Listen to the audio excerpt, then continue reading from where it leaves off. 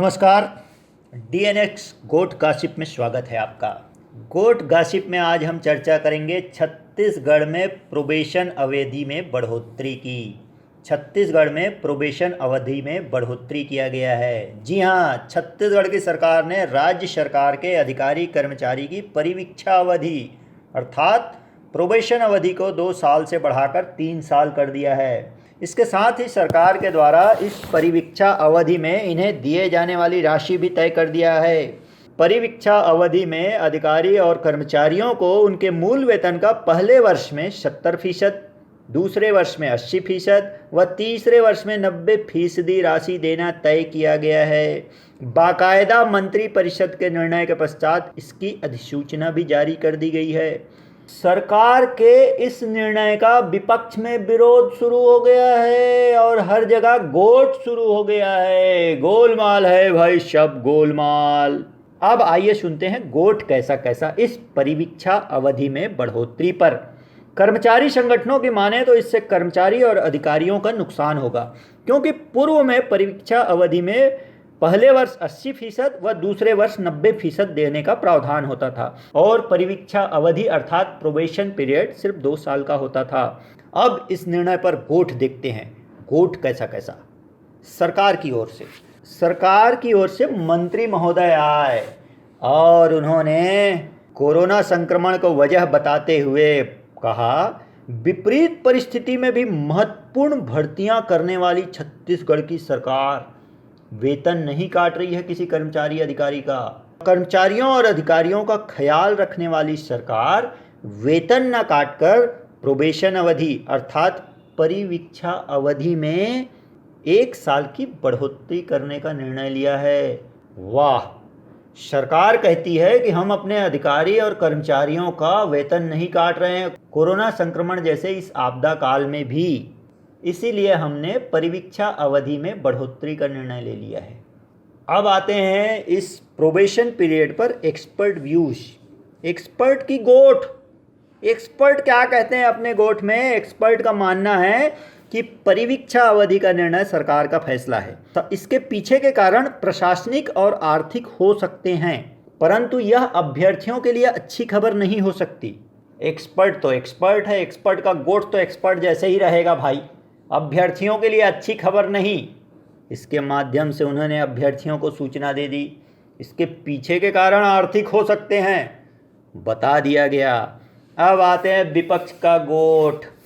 विपक्ष का गोट, भाई साहब लोगों का गोट। भाई साहब लोग कहते हैं यह प्रतिभावान छात्रों के साथ अन्याय है, उनका अपमान है। प्रतिभाशाली छात्रों को चयन उपरांत 3 साल तक स्टाइपेंड देना उनके प्रतिभा के साथ खिलवाड़ है। अब भाई साहब लोग आए तो भैया जी भैया अर्थात पक्ष का गोट भी सुन लीजिए।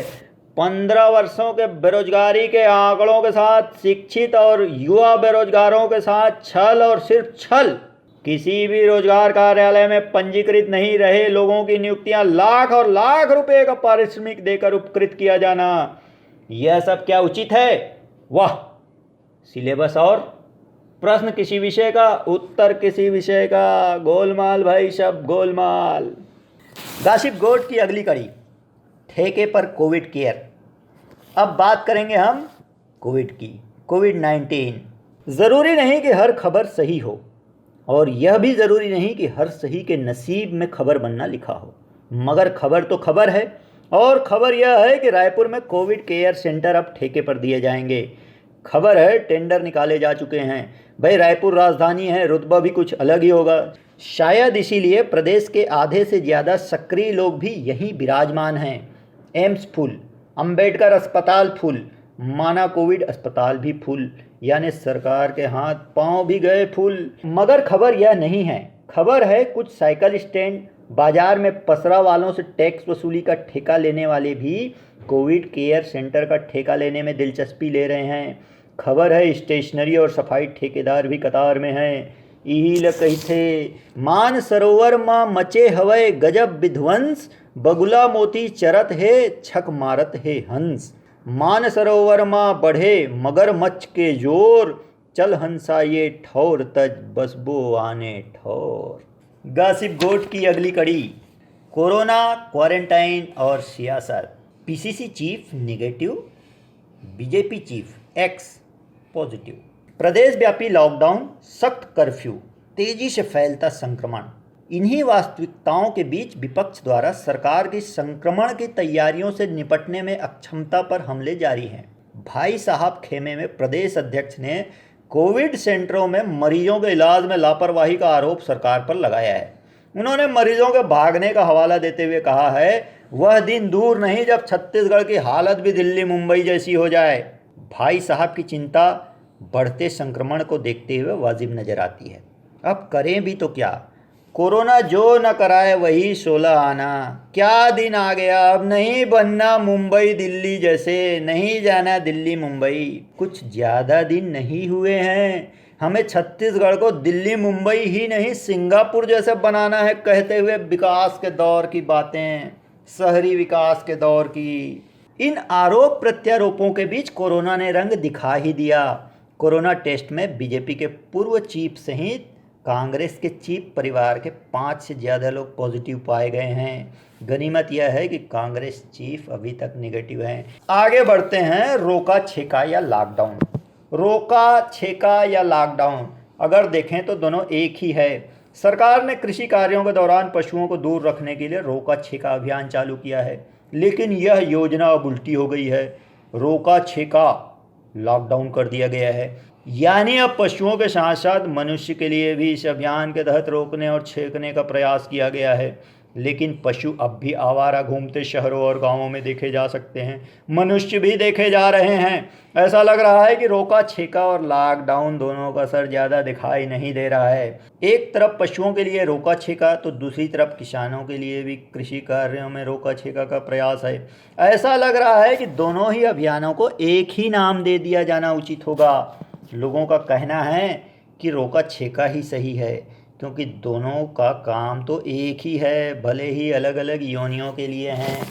गासिप गोट की इन कड़ियों के साथ अब बात करते हैं ननिहाल के गोठ में खुशी की। ननिहाल, भगवान राम के ननिहाल में गोठ बात में आजकल खुशी दिखाई देती है।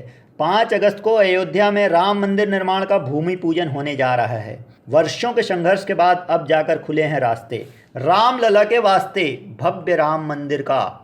इसी के साथ हमारे छत्तीसगढ़ में भगवान श्री राम के ननिहाल में भी भव्य मंदिर का निर्माण शुरू हो जाएगा। प्रदेश के मुख्यमंत्री श्री भूपेश बघेल ने माता कौशल्या के प्राचीन मंदिर चंदखुरी पहुंचकर पूजा अर्चना के साथ इसका संकेत दे दिया है। श्री बघेल ने माता कौशल्या मंदिर परिसर में बेल का पौधा लगाने के साथ साथ 15 करोड़ रुपयों की घोषणा भी की है। इसके साथ ही उन्होंने कहा है, हम राम वन गमन पर्यटन परिपथ को विकसित करने प्रतिबद्ध हैं। गासिप गोठ में आज इतना ही। शुभ दिन, शुभ पहर, शुभ रात्रि, शब खैर।